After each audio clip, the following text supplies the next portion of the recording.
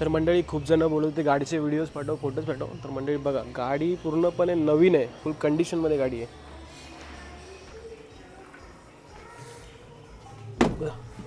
बाप्पाची मूर्ती आहे. तिन्ही टायर पण नवीन आहेत.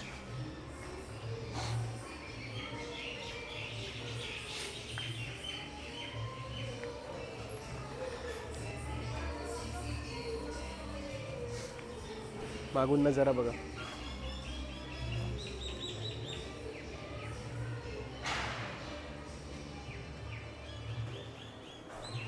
तर मंडळी लवकरात लवकर जर तुम्हाला गाडी घ्यायची असेल तर लवकरात लवकर कॉन्टॅक्ट करा.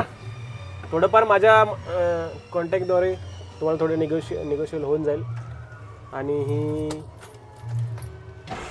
ही माझी जुनी गाडी नाही आहे मंडळी, ही माझ्या बिल्डिंगच्या बाजूलाच माझा मित्र राहतो एक, त्याची गाडी आहे. त्यामुळे तुम्हाला जर पाहिजे असेल तर लवकरात लवकर कॉन्टॅक्ट करा. 2022चं मॉडेल आहे मंडळी. 1,80,000 प्राईस बोलते. थोडंफार निगोशिएबल करू आपण तुम्ही आल्यावरती, ठीक आहे. तर व्हिडिओ आवडल्यास नक्की लाईक, शेअर, कमेंट आणि सबस्क्राईब करा. धन्यवाद.